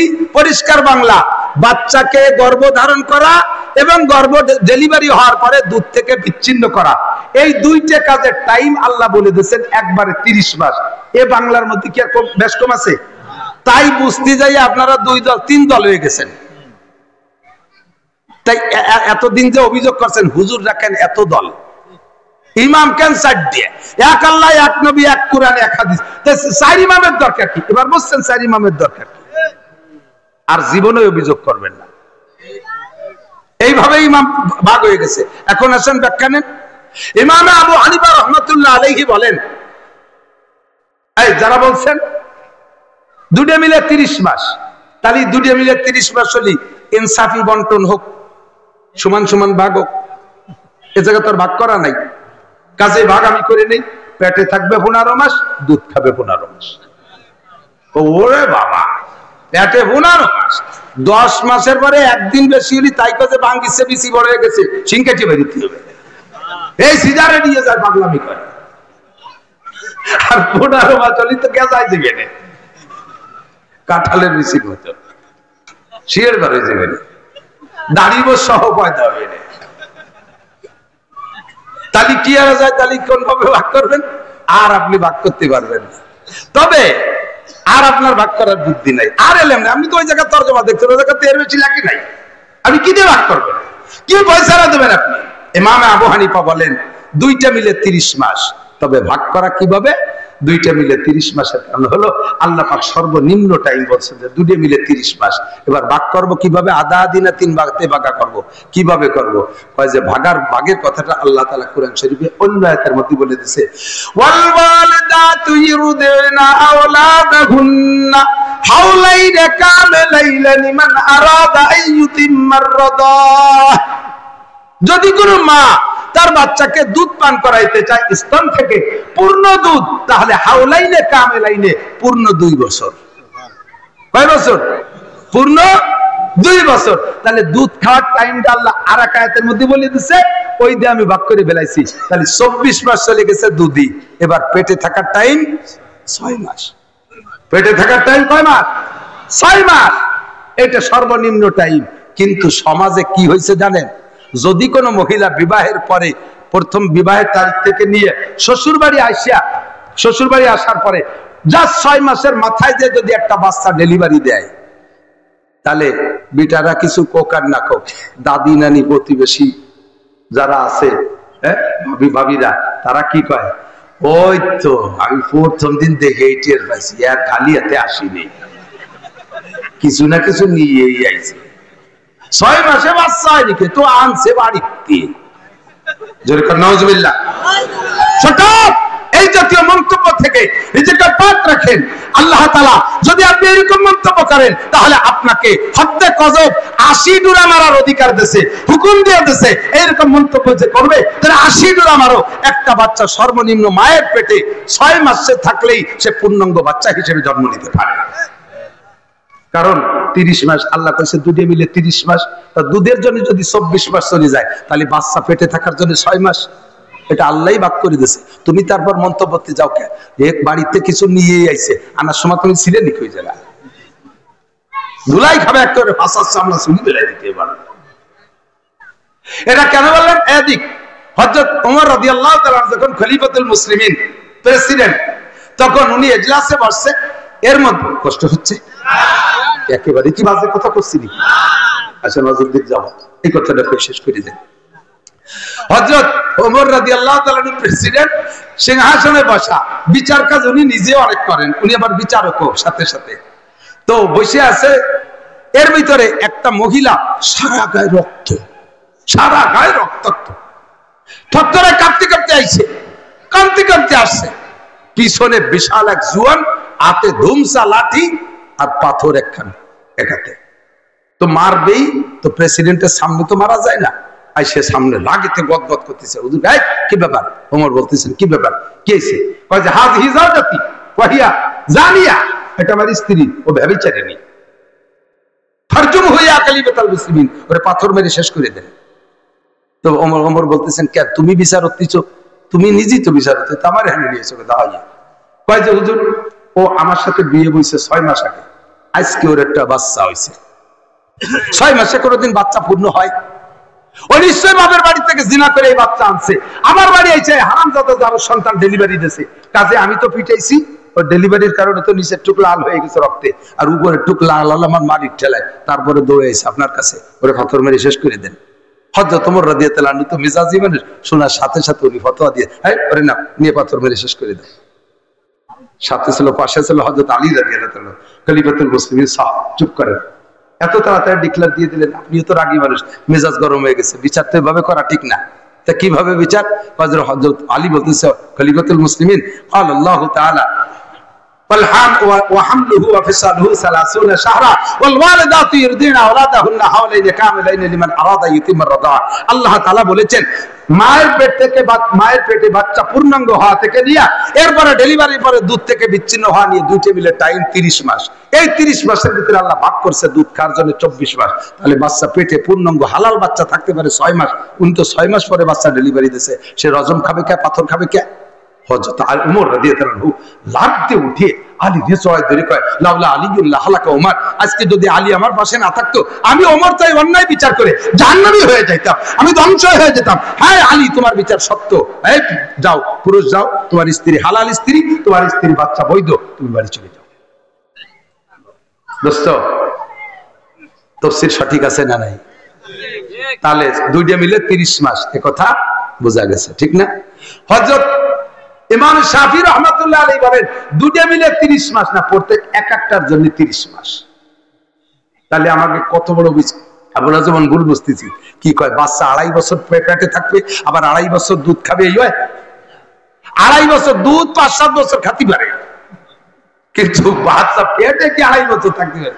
হযরত ইমাম শাফি কারে বেটা অন্য যা যা লাগবে না, আমি আমার মায়ের পেটে 2.5 বছর ছিলাম, আমি নিজে 2.5 বছরের সাক্ষী। আল্লাহ তাআলা সর্বোচ্চ টাইম বলছে। এখানেও মুমিনের ইজ্জতের দিকটা খাইয়া খেয়াল করতেছেন, বুঝতে পারতেছেন? এই এলাকার মানুষ বিদেশ থাকে, সেই জন্য একটু ভালোই কইতেছে, এদিক তাকান।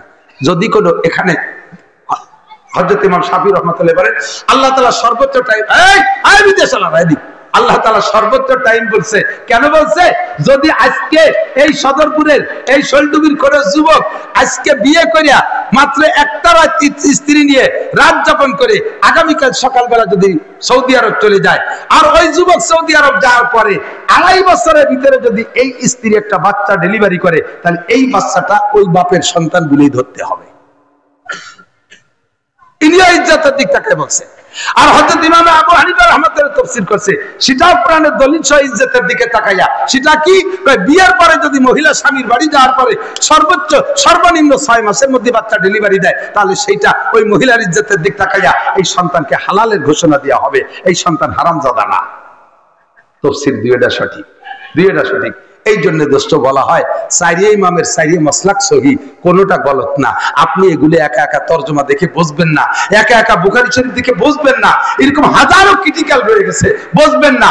আপনি আমাদের থেকে শুনবেন, আর দায়িত্ব হলো সামিনা ওয়া আতানা। আমার সাথে একটু বলেন সামিনা ওয়া আতানা।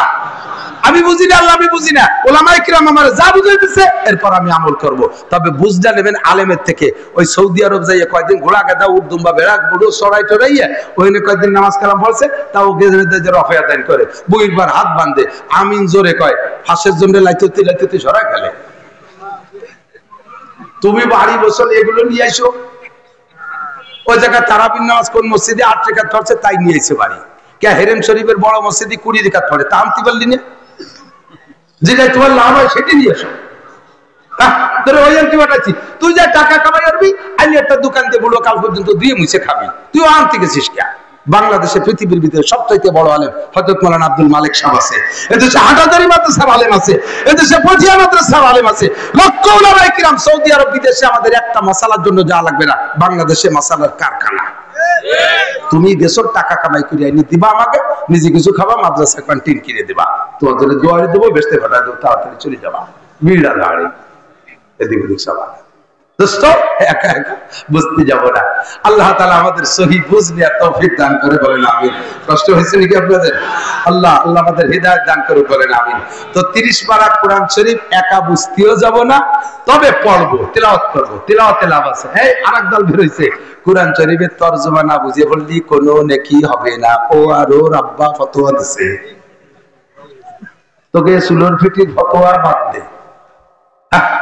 নবী পাক যদি তোরে হাতের মাথায় পাইতো, আমার নবী তো কেউ মারে না, তোরে থাপড়ায় না ফেলাই দিত। এই কথা যদি সার্কুলার দেওয়া হয় যে তোর তর্জমা না বুঝে পড়লি নেকি হয় না, তাহলে কয়জন মানুষ তর্জমা ভর্তি করবে বলেন? যারা এমনি একটু তিলাওয়াত করে সবাই বাদ দিয়ে বসে থাকবে না, এ বললি যদি কিছু না হয় তো ফেটি ফিটে ভরবো কেন?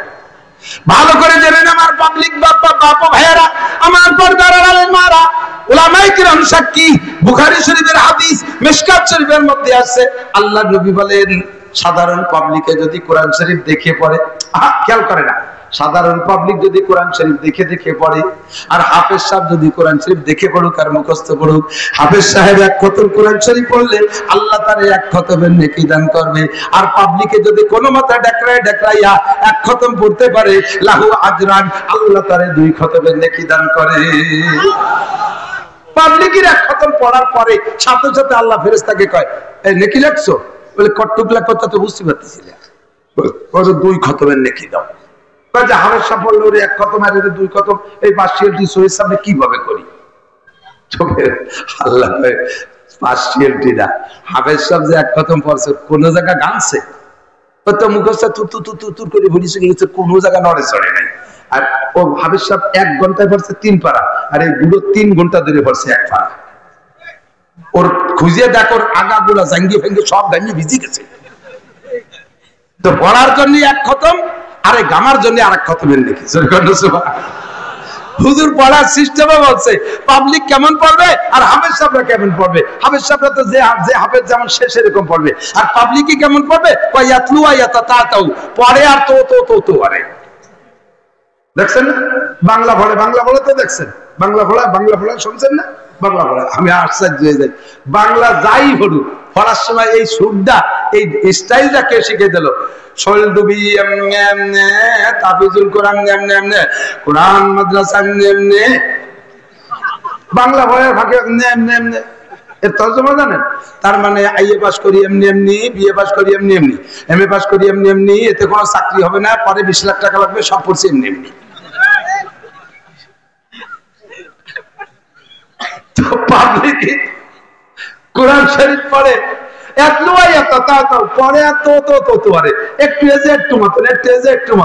আলহামদুলিল্লাহ রাব্বিল আলামিন আর রহমান রহমান রহমান মিনকার জারমান ওয়া জান্নিল আর রহমানুর রহিম মালিকুল মিনকার মা মিনকার জারমান আলহামদুলিল্লাহ মালিকি।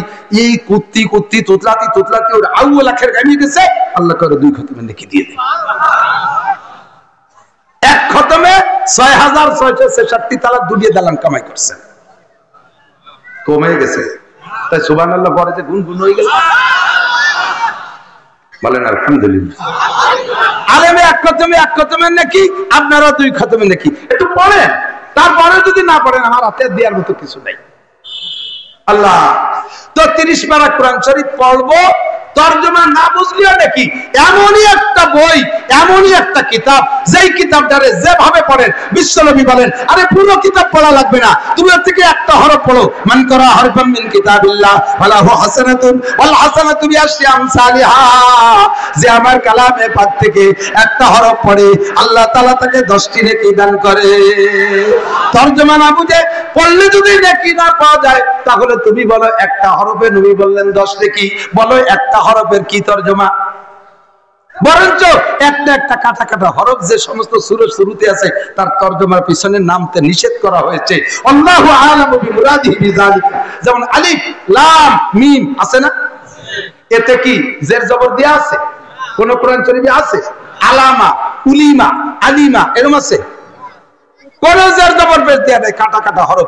এই 3টাকে পড়ার পরে হুজুর নিজেই বলছেন এই আলিফ লাম মিম রে তুমি একটা হরফ মনে করে না, বরঞ্চ তুমি জানো আলিফুন হরফুন, লামুন হরফুন, মিমুন হরফুন, 3টে হরফ, বরঞ্চ 3টে হরফের মধ্যে আরো এক একটা হরফের, প্রত্যেকটা হরফের মধ্যে 3-3টে হরফ আছে। এই আলিফ লাম মিম 3টে হরফ পড়লে 9টা হরফ পড়া হয়ে যায়, তোমাকে 90টা নেকি দান করা হবে। কিরকম 9টা হরফ পড়া হয়? আলিফ রে এজে করেন, আলিফ জবরা লাম জেলি ফাদুই পেশুন আলিফুন, তাহলে এক আলিফ লিখতে 3 অক্ষর, লাম লিখতে লাম আলিফ জবর লাম মিম 2 পেশুন লামুন আর 3 হরফ, মিম লিখতে মিম ইয়েজের মি তারপরে মিম 2 পেশুন মিমুন, তাহলে কি আর 3 হরফ। তাহলে আলিফ লাম মিম দেখতে 3 হরফ, ভিতরে রয়েছে 9 হরফ, পড়লে তোমাকে 90 নেকি দেওয়া হবে। আমি যে সূরা পড়ছি এই সূরার নাম হলো সূরা কলম, সূরা এর শানে নুজুল হলো, বলবো শানে নুজুল। সূরা বা আয়াতের এই আয়াতটা নাজিল হলো কেন, এই কেন ঘটনার নাম হলো শানে নুজুল। আর হাদিসটা হুজুর বললেন কেন, এই কেন বর্ণনার নাম হলো শানে উরুদ মুফাসসিরিনদের পরিভাষায়। তো শানে নুজুল হলো সূরা, যদি খেয়াল করেন হুজুর আলাইহিস সালাতু ওয়াস সালাম কোরআন শরীফ যখন পড়ে সে সময় তার মুসলমানের পাইকারি দরে নাই, সবই তো কাফের। তো হুজুরের তিলাওয়াতের নুরানি আওয়াজে কাফেররাও আড়ালে আড়ালে এসে শুনতো, অনেকে মজা পাইতো কিন্তু হিদায়াত পাইতো না।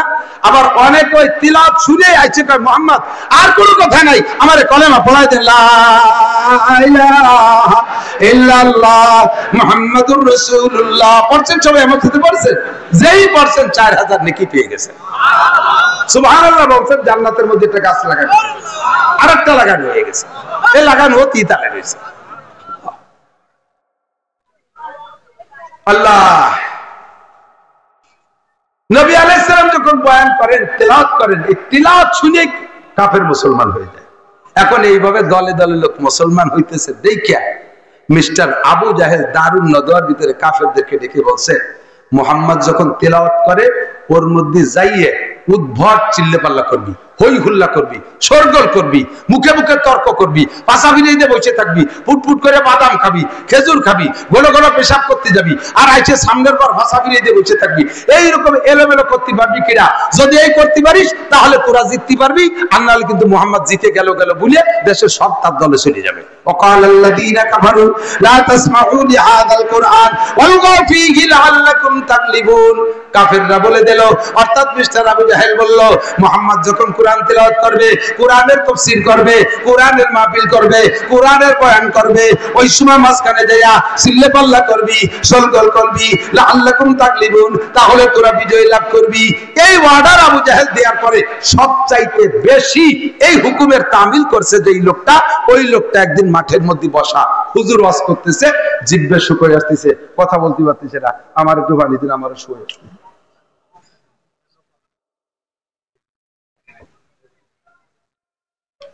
আল্লাহ খুব খেয়াল। এই ছাত্ররা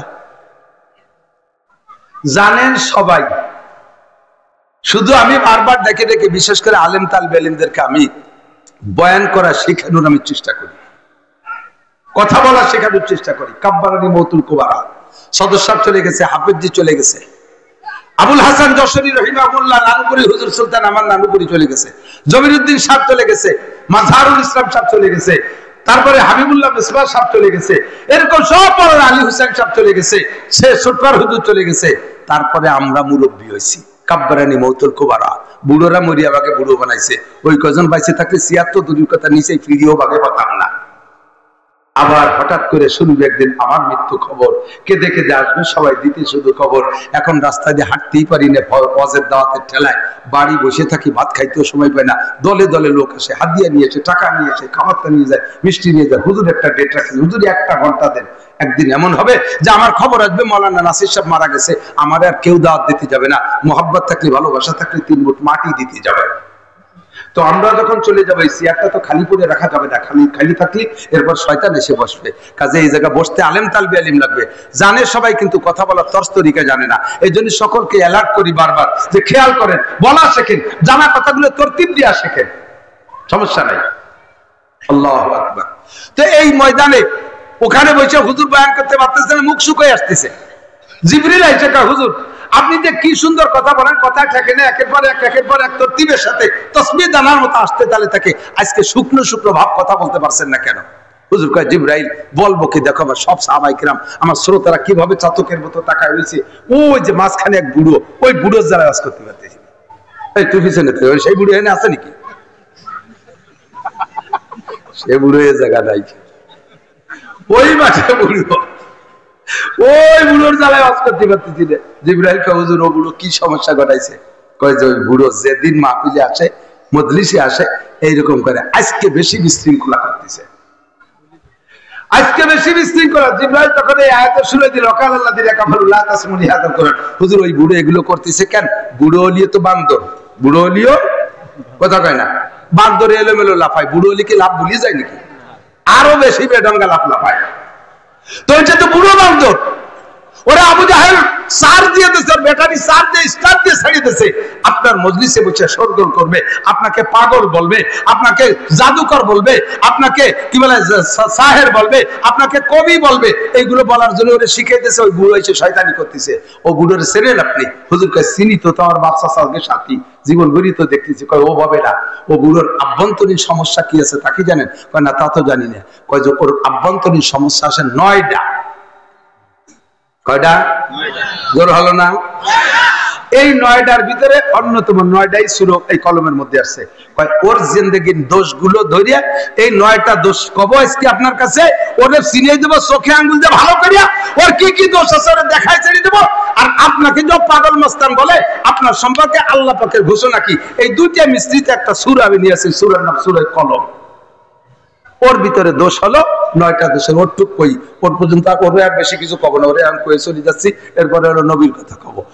ওই বুড়ো শয়তানের যে 9টা দোষ আছে, ওই বুড়ো শয়তানের যে 9টা দোষ আছে, তার ভিতরে অন্যতম দোষ হলো উতুল্লিম বাদা যালিকা জানিম। ও হলো হারামজাদা। কি হারামজাদা? খুলি বাড়ি একটা গামে নাই কেউ মোহাব্বত করে নিজের ছেলে এত বড় শৈল মাছ ধরে নিয়েছে, শৈলডুবির বিলিতে ফিটি থাবা দিকে, আরে হারামজাদা, এত বড় শৈল কোথায় পালি? নিজের ছেলে। কি কইছেন জানেন? এ জারিওর বাচ্চা, এত বড় শৈল কোথায় পালি? তার তর্জমা কি হয়েছে জানেন? ওইটা আপনার সন্তান না, তাই আপনার স্ত্রী পর অভিযোগ দিয়েছেন, অপবাদ দিয়েছেন। তোর মা আজ এক জায়গায় আকাম করে তোরে পয়দা দিয়েছে, তুই হারামজাদা, তুই জারিওর বাচ্চা, এই শৈল মাছ পালি কোয়ালে। অথচ নিজের ঔরসের সন্তান মোহাব্বতের ঠেলে হারামজাদা করে গালি দেয়। ইসলামী স্টেট যদি হয়, ইসলামী স্টেট যদি হয়, কোন আব্বা যদি ছেলেকে জারিওর বাচ্চা বলে গালি দেয়, কোন মা যদি ছেলেকে জারিওর বাচ্চা বলে গালি দেয়, কোন আব্বা যদি ছেলেকে হারামজাদা বলে গালি দেয়, ওই সন্তান যদি কোর্টে মামলা দেয়, তাহলে আব্বাকে প্রমাণ দিয়ে আসতে হবে তুমি কেন বললে হারামজাদা। যদি প্রমাণ দিতে, কি প্রমাণ দিতে হবে? আপনাকে প্রমাণ দিতে হবে তুমি বলছো তোমার স্ত্রী জিনা করছে, সেই জিনার সন্তান এই যে, তাই তো তুমি তাকে হারামজাদা বলেছো। ছেলে বলবে আব্বা স্যার, আমার আব্বা আমাকে জারজ সন্তান বলেছে, আমার মায়ের নামে জিনার অপবাদ দিয়েছে, আব্বাকে আমি আব্বার নামে মামলা, এই প্রমাণ করতে হবে আমি জারজ সন্তান হিসেবে দুনিয়ায় থাকবো না। যদি সত্যি জারজ সন্তান হই, আমি বিষ খেয়ে মরে যাবো। আমার আব্বারে ডাকেন, কোর্টে ডেকে বলবে তুমি তোমার স্ত্রীর নামে অপবাদ দিয়েছো, এইটা তোমার অবৈধ সন্তান, তাই তুমি তার হারামজাদা কইছো। কেন বলছো বলো? তোমার স্ত্রী কার সাথে কি করছে? তুমি আর বাতি সোয়াদা, 4টে সাক্ষী আনবি, 4টে পুরুষ সাক্ষী আনবি, না আনতে পারলে ফিটি তেল মাহাইয়া আয়, 80 জুতোর বাড়ি খাবি। 80 জুতোর বাড়ি। অথচ মাও ছেলেরে জারিওর বাচ্চা কয়, বাপও ছেলেরে জারিওর বাচ্চা কয়, মুহাব্বতের সাথে হারামজাদাও কয়। এইটা হলো উতুল্লিম বাদা যালিকা জানিম। ওর 9 দোষের ভিতরে 1 নম্বর দোষ হলো ও হারামজাদা, জারজ সন্তান, ওর জন্মের ঠিক নেই। এরপরে হুজুর বললেন, জিবরিল বললেন, হুজুর ওই এক হারামজাদায় দুনিয়া শেষ না, হারামজাদা পয়দা হতেই থাকবে। সিনার উপায় কি? কয় কিয়ামত পর্যন্ত মুসলমানের ঘরে জন্ম নিও, যদি কোনো মুসলমানের সন্তান মুসলমানের ঘরে জন্ম নিছে, মুসলমানের ঘরে জন্ম নিয়েছে, সে যদি ধর্ম নিয়ে কটূক্তি করে, ইসলাম নিয়ে কটূক্তি করে, কুরআন নিয়ে ব্যঙ্গ করে, আল্লাহ নিয়ে উপহাস করে, নবীর সুন্নাত নিয়ে ঠাট্টা করে, আলেম উলামাকে গালি দেয়, ইসলামী ধর্ম সম্পর্কে কোনো খারাপ উক্তি করে, তাহলে বুঝবেন, আপনি বলতে না পারলেও আপনি জেনে নেন ওর জন্মের মধ্যে দোষ আছে, ওটা হারামজাদা, অবশ্যই হারামজাদা। ও যদি হারামজাদা না হইতো তাহলে আলেম উলামার সাথে আদাওয়াতি করতো না, ইসলাম সম্পর্কে কটূক্তি করতো না, ইসলামী শাসন ব্যবস্থার মোকাবেলায় কথা বলতো না, অবশ্যই তার জন্মের মধ্যে দোষ আছে। কিয়ামত পর্যন্ত সংবিধান বলে দিলাম। এরকম সূত্র, বীজগণিত সূত্র আছে না, 28টা সূত্র দিয়ে কোটি কোটি টার অঙ্ক করেন, এলো সূত্র কয়ে দিলাম। আল্লাহ শিখে দিয়েছিল সূত্র। জারিওর বাচ্চা সিনার একটা সূত্র পেয়ে গেছি। ইমাম আবু হানিফা রাহমাতুল্লাহ আলাইহি বাস্তবাদিক পাহাড়ের পাদদেশে কষ্ট হচ্ছে, অপ্রয়োজনীয় কথা বলছি, যাবো আজার দিকে দাঁড়ালে এর একটু সাক্ষী নেই, আকাম পাঠিয়ে ছাড়াই নিয়ে যাবে। ধান লাগাতে হলিবার আগে সর্ষে পানি নরম পানিতে নরম রে আগাছা সাফ করতে না, আগাছা জারিওর বাচ্চারে সরাই নিয়ে আগে মাঠে। ইমামে আবু হানিফা রাহমাতুল্লাহ আলাইহি আসরের পরে পাহাড়ের ছায়ায়, ওদের তো গরম দেশ, সে সময় তার ফ্যান কারেন্ট ছিল না, সাহাবা ওনার সাথীদেরকে নিয়ে আসরের পরে পাহাড়ের ছায়ায় বৈশা আবু হানিফা রহমতুল্লাহ আলাইহি পড়াচ্ছে কারে? ইমামে মুহাম্মদ, ইমামে আবু ইউসুফ, ইমামে জুফার, এইরকম বাগা বাগা বড় বড় ইমাম ওনার ছাত্র গোল হয়ে বসে ফিকহি মাসালা, শরীয়তের মাসালা নিয়ে আলোচনা করতেছে। তো মাঝখানে ফাঁকা, চতুর্দিক দিয়ে গোল হয়ে বসে। তাবলীগী বসছে না, বসে না? যেরকম বসে। এবার ওই মাঠে ফাঁকা জায়গা, তো মাঠে পোলাপানে খেলতেছে 11 দুগুনি 22 জন। ফুটবল বল একটা লাথি মারছে, বল উড়িয়ে এসে এই হুজুরকে খোটের মধ্যে পড়িয়ে এই হুজুরের সাথে বাড়ি বাড়িয়ে লাস্টে যাইয়া মাঝখানে দাঁড়াই গেছে বল। কারণ ওই 22 জন আইসে চিন্তা হতেছে, ছেলে তোমরা তো হুজুরকে ছেলে, এত বড় হুজুরকে মধ্যে বল নেবে কেডা? একজন দোস্ত দ্বারা আমি নিয়ে আসতেছি। ও কাছে কাছে যাইয়ে তাকাই তুকে দেখে মাথা নিচে চলে গেছে। একে একে 21 জন চলে গেছে। 22 নম্বর প্লেয়ার যেটা, সে কয় এইরকম মিশুর বিকেলে বল খেলা আসবে না, বেলা তো যে গেল, দাও আমি বল দিয়েছি। ও লাফ দিয়ে যাই খোটের মাঝখানে থেকে বলটা নিয়ে ফিরে লাফ দিয়ে বের হয়ে গেছে। হুজুররা কিচ্ছু বলে নাই। ইমামে আবু হানিফা রাহমাতুল্লাহ আলাইহি বললেন, তোমরা তল্লাশি লাগাও, তোমরা তদন্ত করো, তোমরা লাগাও, খোঁজ লাগাও, অবশ্যই এই যে ছেলেটা বল দিয়ে গেছে ওই ছেলেটার জন্মের মধ্যে কোনো না কোনো দোষ আছে। ও যদি ভদ্র হালাল সন্তান হইতো, এই 21টে যেমন হালাল, ভয় পেয়ে চলে গেছে, বলতো দেবই, এখনই দিয়ে দিতাম। কিন্তু 22 নম্বরটা আইসা সে তার আভ্যন্তরীণ দোষটা প্রকাশ করে দিয়ে গেছে, ওটা ওর জন্মের মধ্যে দোষ আছে। এরপরে চলে গেল, মাঠ খেলাধুলা শেষ, হুজুরকে মজলিসও ভেঙে গেল। কয়েকদিন পরে ওই ইমামদের মধ্যে একজন আইসে বলতেছে, হুজুর পাইছি হুজুর, বরুণ চেক করে পাইছি, ধরা পড়ছে। কি পাইছো? ওই যে হুজুর, ওই ছেলেটার বাপ ওর জন্মের আগে আমার কাছে আইসে বলতেছে, হুজুর আল্লাহ তাআলা নিষেধ করছে স্ত্রীর সাথে মাসিক অবস্থায় মিলন করা জায়েজ নেই। আমি তো মাসিকের ভিতরে স্ত্রীর সাথে মিলন করে ফেলাইছি, সম্ভবত ওই মিলনে গর্ভধারণ করে ফেলাইছে। হয় এরকম হয়। তো এখন এই সন্তানের কি হবে? হুজুর বললেন, উনি বলতেছেন, আমি তারে ফতোয়া দিছি, সন্তানের পরিচয় তোমার সাথে হবে, সন্তানও হালাল, কিন্তু ডাইরেক্ট ওটা ইনডাইরেক্ট খানিকটা হারাম ঢুকে গেছে, ওর মধ্যে ইনডাইরেক্ট হারাম ঢুকে গেছে। আল্লাহর নিষেধাজ্ঞার ভিতরে তুমি আমল করে সন্তান পয়দা দিছো, ওই সন্তানটা অন্য সন্তানের মতো হবে না, ওটা উচ্ছৃঙ্খল হবে, ওটা বেয়াদব হবে, ওটা কোরআন মানবে না। এই আমি তারে কয়ে দিছিলাম। আমি তো জানি না যে সেই দিয়ে এই দিয়ে, পরে খবর নিয়ে যে এই যে সেই দিয়ে ডাইরেক্ট হারাম জাদা না, ওটা ইনডাইরেক্ট হারাম জাদা। উতুল্লিম বাদা যালিকা জালিম। এ আমার যুবকরা, যে দল আর যে লীগ হও, যুবলীগ, ছাত্রলীগ, যুবদল, ছাত্রদল, যে দলেরই হও না কেন, শোনা, আদব তাজস্তে আজ লুৎফে ইলাহি, আদব তাজস্তে আজ লুৎফে ইলাহি, বেলে বরসার বেরো হার যাকে খাই। আদবের টুপিটা মাথাতে খুলে রেখে যাস না, ভদ্রতার টুপিটা মাথায় পরে যা। মানুষের কাছ থেকে দোয়া পাবি, স্নেহ পাবি, সোহাগ পাবি, মুরব্বীদের কাছ থেকে দোয়া পাবি। বেয়াদবি করিস না, আলেমের সাথে বেয়াদবি করিস না।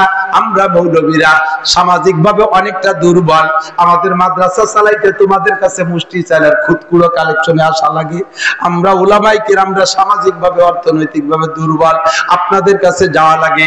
এই জন্য আপনারা সেই ক্ষমতা বলে আমাদের সাথে যা কিছু আচরণ করেন, দেখি তো সবই দেখি। কত আলেমরে পাবলিকে মারে, সামনের পর গালি দেয়, স্টেজ থেকে গলা ধাক্কায় নামায় দেয়, মাইকটা কাড়িয়ে নিয়ে যায়, ও ভাষা শিখাইয়া দেয়, এ করে সে করে, সামনের পর কিছু কইতে পারি না। আমি কুরআনের মাপকাঠি দিয়ে আমি মেপে রাখছি। তুমি অবশ্যই জারস সন্তান হারামজাদা, কথা বলেন ঠিক না? তুমি অবশ্যই হারামজাদা জারস সন্তান। কাজেই তুমি উলামায়ে কেরামের সম্মান ঠিক রাখতে পারো নাই। আমার সাথে বেয়াদবি করেছো, আমার উস্তাদের সাথে বেয়াদবি করেছো, আমার অমুক মুরব্বির সাথে বেয়াদবি করেছো, ক্রেডিট জ্বালতেছো, দিছি হুজুরে থাপ্পড় দিয়ে ফেলাইয়া, কিছু আসে যারা হুজুর তাতে মরে নাই। তবে তুই যে হারামজাদা জাইরের বাচ্চা, এইটা আমি ভালো করে প্রমাণ করতে সক্ষম হয়েছি।